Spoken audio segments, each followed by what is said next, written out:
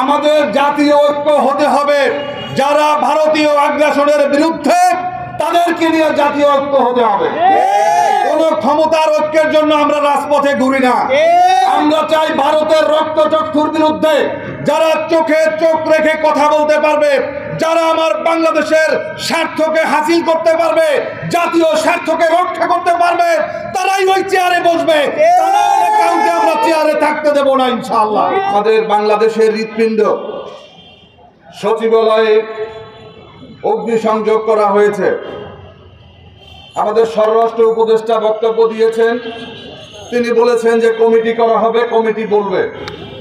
আমি ধন্যবাদ জানাই, ফায়ার সার্ভিসের এক কর্মকর্তা বলেছেন যে এটা পরিকল্পিত এবং এটা নাশকতা, এটা কোনো দুর্ঘটনা নয়, পরিষ্কার দিনের আলোর মতো। এজন্য কোনো অভিজ্ঞ সম্পন্ন হতে হবে না, এজন্য কোনো বিশেষজ্ঞ হতে হবে না।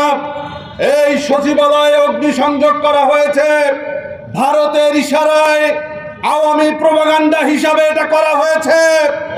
এর সাথে যারা জড়িত, এখন পর্যন্ত কেন তাদেরকে গ্রেফতার করা হয় নাই, এটাই আমরা জানতে চাই বন্ধুরা। আমরা তো অনেক আগেই বলেছি যে সচিবালয়ের চেয়ারে চেয়ারে বসে আছে খুনি হাসিনার দোসররা। আমরা বলেছি যে এই উপদেষ্টা পরিষদে রয়েছে খুনি হাসিনার দোসররা। আমরা বলেছি বিভিন্ন মন্ত্রণালয়, অধিদপ্তর, পরিদপ্তর, মহাপরিদপ্তর, প্রত্যেকটা চেয়ারে চেয়ারে আওয়ামী দোসররা বসে আছে। আজকে তারা পরিকল্পিতভাবে খুনি হাসিনার কাগজপত্র আদালত দাখিল করার কথা বলার সাথে সাথে আপনারা দেখেছেন অগ্নিসংযোগ করে সমস্ত ফাইলপত্রকে পুড়িয়ে দিয়েছে। এই দায় কোনোভাবে উপদেষ্টা পরিষদ এড়াতে পারে না। কারণ এখন পর্যন্ত কেন আওয়ামী ফ্যাসিবাদের দোসরদেরকে অপসারণ করা হলো না? আজকে কেন তাদেরকে পদোন্নতি দেওয়া হলো? আমরা বারবার নাম বলেছি, আর নাম বলতে চাই না। আমরা তালিকা প্রকাশ করব যে খুনি হাসিনার দোসরদের মধ্যে কারা কারা উপদেষ্টা পরিষদে আছে, কারা সচিবালয়ের সচিব আছে, কারা বিভিন্ন মন্ত্রণালয় আছে, কারা সেনাবাহিনীতে আছে, কারা পুলিশে আছে, কারা বিজেপি আছে, কারা এই বিচারপতি আছে।